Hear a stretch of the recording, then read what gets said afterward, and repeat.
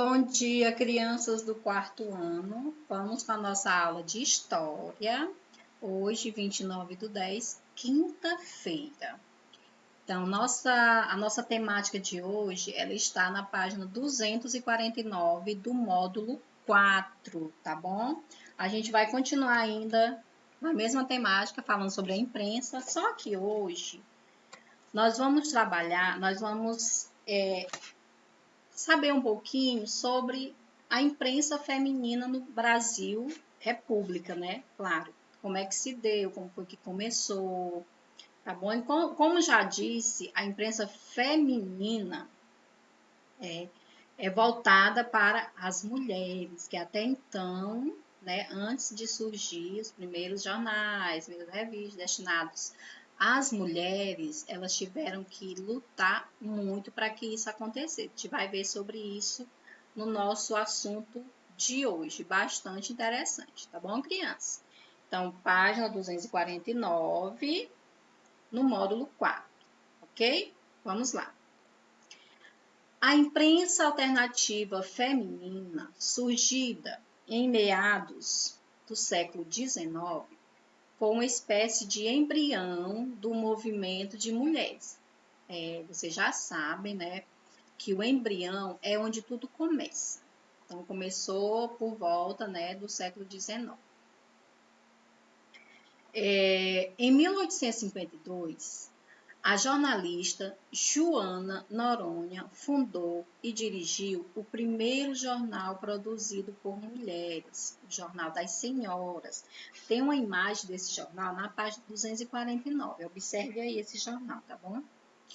No ano de 1873, a professora Francisca Mota Diniz fundou o jornal O Sexo Feminino. Em um de seus editoriais, ela afirmava: não sabemos, aqui é uma fala dessa professora, tá bom? Não sabemos em que grande república ou republiqueta a mulher deixa de ser escrava e goza de direitos políticos, como de votar a ser votada, porque as mulheres não tinham direito de fazer nada, somente de ser donas de casa, né? Elas eram instruídas somente para isso, para casar, ter filhos, somente isso, e cuidar da casa, certo? Elas não podiam nem estudar, só tinha escola para meninos.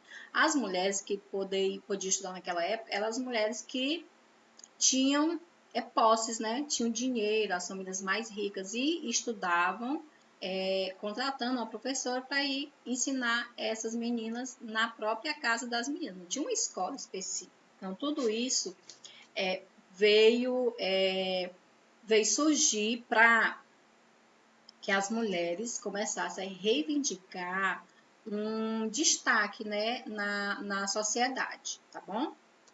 Esse aí, gente, é a mesma imagem que está no livro de vocês, do jornal, certo? Jornal das Senhoras, de 1853. Nessa edição aí, gente, o jornal traz trechos de obras literárias para estimular o contato do público feminino com a literatura, porque a maioria das mulheres não sabiam nem ler, porque só sabiam ler aquelas que eram instruídas, que podiam pagar uma professora, né? E foi exatamente no século XIX em que foram criados os primeiros jornais e revistas. Vamos lá.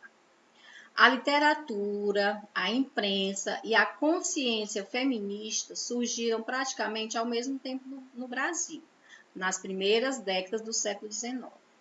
Considerado o fundador do periodismo feminino brasileiro, surge em 1852, no Rio de Janeiro, o Jornal das Senhoras, de Joana Paulo Manso de Noronha. Aí tem a data do nascimento e do falecimento. Com o objetivo de propagar a ilustração e cooperar para o melhoramento social e a emancipação moral da mulher, ou seja, ela ia ser dona de si, né? Trazia a bandeira que muitos dos periódicos que se seguem também vão ostentar, a reivindicação por uma instrução mais consistente para as meninas, porque antes de surgir o Jornal das Senhoras, né, liderado aí por uma mulher, haviam revistas e jornais destinados às mulheres. Só que esses jornais e revistas, eles eram elaborados, escritos por homens. E não fazia sentido um jornal, uma revista, destinado às mulheres ser escrito com a consciência masculina, né? Tinha que ser uma consciência feminina. Certíssimo isso, né, gente? Quem mais para conhecer a mulher do que ela mesma? Então, é por isso que a luta foi grande para que elas tomassem a frente dessas publicações daquela época. Alguns desses meios de comunicação, eles defendiam uma participação mais ativa das mulheres na sociedade brasileira, porque até então nem trabalhar fora, nem votar, nem estudar, elas não podiam. Elas pertenciam ao marido. O dono delas era o marido, quando casada, e quando ainda solteiras, o pai, né? Defendiam uma educação igualitária, ou seja, uma educação para homens e para mulheres, porque até então era só para homens.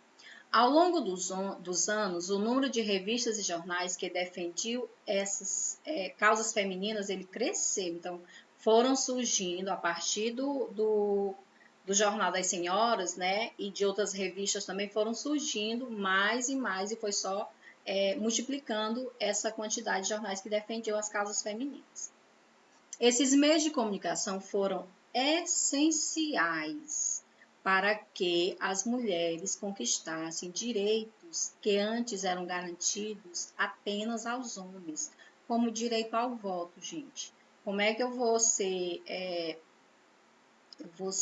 governada, comandada por uma autoridade política e eu não posso escolher essa autoridade? Era isso que elas se questionavam na época, certo? E os meios de comunicação, eles foram importantíssimos para essa mudança de visão, tanto masculina quanto feminina, tá bom? Porque a gente sabe que na época também tinha mulheres que não foram às ruas, não foram à luta, elas se contentavam com a vida que elas tinham. 24 de fevereiro. Esse dia aqui, gente, foi marcado como o dia da conquista do voto feminino no Brasil. O primeiro voto feminino do Brasil foi da professora Celina Guimarães Viana. Olha só, outra professora. Papel importantíssimo desde sempre. Nas eleições de 1928. No entanto, seu voto não foi validado. Apenas em 1932, no dia 24 de fevereiro também, entrou em vigor a lei que estabelecia não haver mais distinção, ou seja, não tinha mais diferença de sexo para o exercício eleitoral. Podia votar e ser validado o voto das mulheres, tá bom, gente? E a Celina, ela foi muito importante, apesar do voto dela não ter sido validado, não ser contado como voto, mas deu um importante passo para que nas eleições seguintes, né, de 1922, o voto realmente fosse válido, o voto das mulheres, tá bom? Após 83 anos, a conquista do voto feminino ganhou seu dia. Então, não tinha, né? Depois de 83 anos foi que viu-se a importância de se destacar esse dia aqui, né? Como o dia do voto, da conquista, né? Do voto feminino do Brasil, que nada mais é do que uma questão de luta pela igualdade de gênero, né? Então, por que o homem pode votar e a mulher não pode? Muito injusto isso, né, crianças? Aí, gente, tem umas revistas, né? Tá lá na página 251, umas revistas que eram destinadas, né? Falavam sobre as mulheres na época, né? Foram revistas que foram surgindo juntamente com os jornais para destacar o papel da mulher dentro da sociedade, além de ser mãe e genitora, né? Progenitora, que era ela que ia procriar, né? Dar filhos ao homem. Então, ela não era importante só por isso, só por ela poder ter filhos. Ela era importante pela sua inteligência, ela só não tinha a oportunidade de mostrar isso. E a partir da conquista do voto vieram essas mudanças com relação ao papel da mulher na sociedade, tá bom? A revista feminina, gente, essa aqui, né, do meio, ela falava o quê? Sobre a maternidade como uma missão das mulheres. Realmente, até hoje, a missão da mulher dentro da sociedade é ser mãe, tá bom? Lógico que eu tenho que aceitar hoje aquelas mulheres que não querem ter filhos. Tá no direito dela, não tem direito? Então, tudo bem. Mas, desde o início, a mulher é destinada a gerar os filhos, tá bom? As revistas também, elas traziam mulheres trajando roupas de luxo, acessórios, né? Que o objetivo era destacar, estabelecer um padrão de beleza considerado ideal para aquela época, né? Então, era como se fosse um manual que as outras mulheres teriam que seguir. Grande parte da publicidade era dirigida ao público feminino. Quase tudo dentro dessas revistas era destinado às mulheres, né?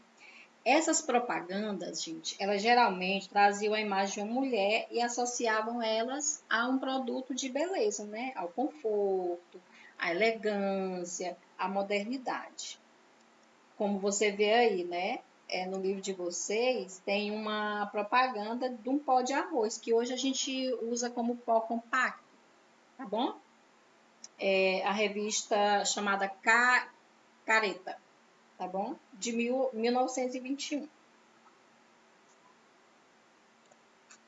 E aqui, gente, a gente vai falar da imprensa, outro tipo de imprensa, tá lá na página 52, é a imprensa operária, ok? O que dizia essa imprensa? O que ela queria? Então, ela surgiu no final do século XIX e início do século XX. A gente sabe que naquela época houve um grande crescimento, né, das indústrias instaladas no Brasil. Porém, nesse período, os trabalhadores não tinham direitos trabalhistas, não existiam, e as condições de trabalho nas fábricas eram péssimas. E, insatisfeito, né, muitos operários, que eram os trabalhadores assalariados lá da época naquela indústria, né, se uniram para quê? Para reivindicar melhorias no trabalho, nos seus direitos, tá bom? O que eles utilizaram para divulgar essas ideias, né? Para reivindicar, fazer denúncias de como eles eram tratados. Os jornais foram surgindo, jornais que focavam exatamente nas condições de trabalho do operário. Gente, imagine uma fábrica que não tem, uma fábrica, uma indústria que não tem os trabalhadores, não tem os operários. Como é que ela vai para frente? Não vai. Só que naquela época os patrões não viam o empregado como uma pessoa que tivesse que ter direitos. Então, eles tinham horário de entrar na fábrica, né?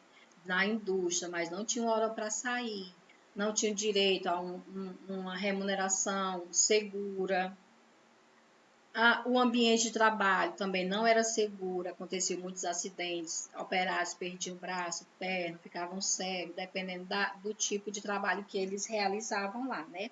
Inclusive, muitos desses trabalhadores eram quem? Os imigrantes que vieram para cá em busca de uma vida melhor. Aí, quando chegavam aqui, se deparavam com essa situação de insatisfação, né, no local de trabalho.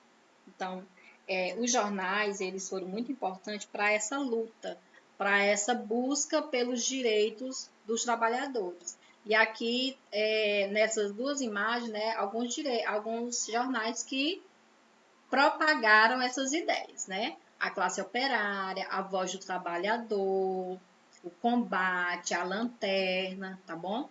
Esses jornais eram destinados para essa questão da reivindicação dos operários daquela época. Com isso, com o passar dos anos, começou a surgir, né, a TV e o rádio, né, que se juntando aos jornais, revistas, ela começou, né, a elas foram incorporados, né? Esses meios de comunicação foram incorporados à imprensa brasileira, o rádio e a TV, né? A primeira transmissão, gente, ó, o primeiro televisor em preto e branco fabricado no país, lançamento do rádio Capelinha. Então, tá aí tem a imagem da TV e do rádio, 1950, né? Aí diz assim, a primeira transmissão do rádio em nosso país ocorreu em 1922, com sua popularização nas décadas seguintes. Já a televisão chegou por volta do ano de 1050, tá bom? Televisão era um artigo de luxo, a imagem não passava de alguns chuviscos difíceis de decifrar. Com o tempo, a tecnologia evoluiu, se popularizou, o preço diminuiu, conquistou a preferência de todo mundo. E isso já no contexto mais atual, né? Esses três últimos tópicos aqui, tá bom? História do rádio no Brasil. 1922 e 1935, fase de transmissão experimental, né, era tipo um teste, e de programação cultural e educativa. 1935 e 1955 se caracteriza pela consolidação e os anos dourados do rádio. Tudo era transmitido no rádio, gente. 1955 e 1976 reflete a perda de espaço do rádio frente à televisão. Lógico, né? Aqui o rádio ele só transmitia o som. A televisão trazia o som e a imagem, muito mais atrativo, né? Gente, as nossas atividades de hoje, elas estão nas páginas 249 a 253. Vai falar sobre essa temática da imprensa voltada para a questão feminina e para a questão operária, tá bom? Então, bons estudos. Leiam os textos direitinho, tem muitas informações, são muito importantes, tá bom? Até a próxima aula.